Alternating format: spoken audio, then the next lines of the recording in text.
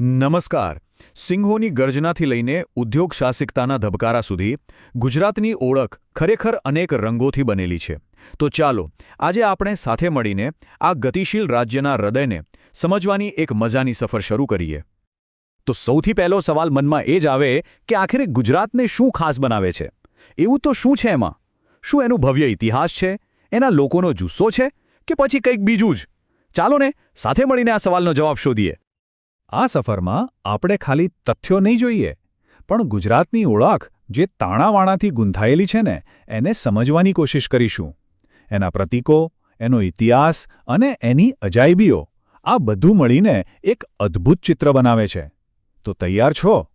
ચાલો શરૂ કરીએ. કોઈ પણ જગ્યાને સમજવી હોય તો એની શરૂઆત એના પ્રતીકોથી જ કરવી પડે.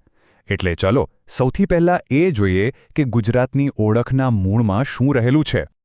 જય જય ગરવી ગુજરાત. આ માત્ર શબ્દો નથી, આ એક લાગણી છે. આ સૂત્ર ગુજરાતના ગૌરવ અને એના સ્વાભિમાનનો પડઘો પાડે છે. અને સાચું કહું તો દરેક ગુજરાતીના દિલમાં ધબકે છે. અને ગુજરાતના કુદરતી પ્રતીકો પણ ઘણું બધું કહી જાય છે. જુઓ, એક તરફ છે વડલો, જે એના ઊંડા અને મજબૂત મૂળિયાવાળા વારસાની નિશાની છે, તો બીજી બાજુ ખીલેલો ગલગોટો, જે રાજ્યની જીવંત અને રંગીન સંસ્કૃતિને બતાવે છે. કેટલું સરસ છે ને!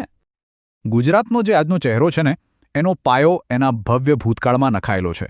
તો ચાલો જરા ઇતિહાસના પાના પલટાવીએ અને એવા કેટલાક સીમાચિહ્નો પર નજર કરીએ જેણે આ ભૂમિને આકાર આપ્યો. આ સમયરેખા જાણે ગુજરાતની આખી સફર કહી દે છે.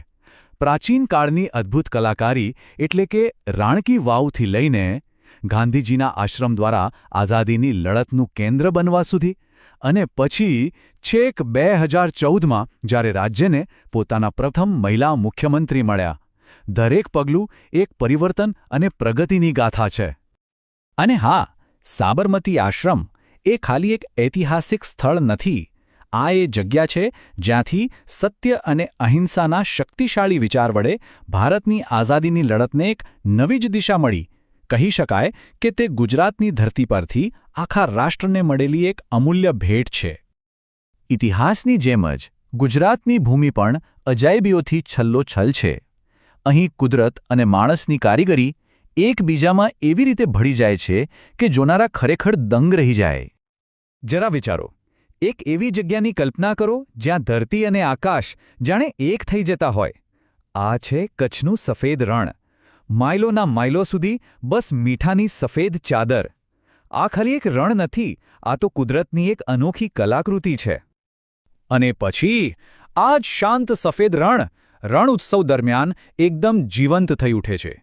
ધોરડોમાં યોજાતો આ ફેસ્ટિવલ સંગીત, નૃત્ય અને કળાના એવા રંગો પૂરે છે કે આ ઉજ્જડ લાગતી ભૂમિમાં પણ જાણે પ્રાણ આવી જાય. ખરેખર એક અવિસ્મરણીય અનુભવ.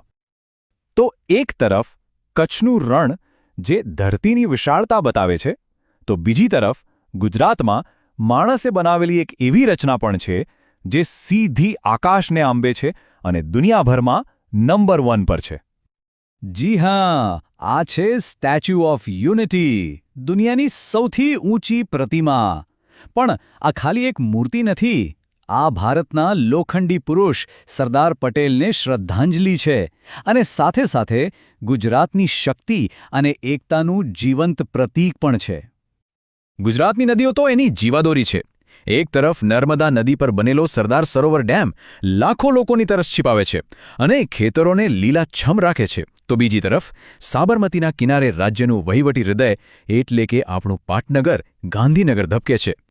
ગુજરાતની ઓળખ ખાલી એના ભૂગો કે ઇતિહાસથી નથી બનતી, પણ એના લોકોના ઉદ્યમ અને કળાથી પણ બને છે. તો ચાલો હવે ગુજરાતની આર્થિક અને સાંસ્કૃતિક તાકાતને જરા નજીકથી જોઈએ.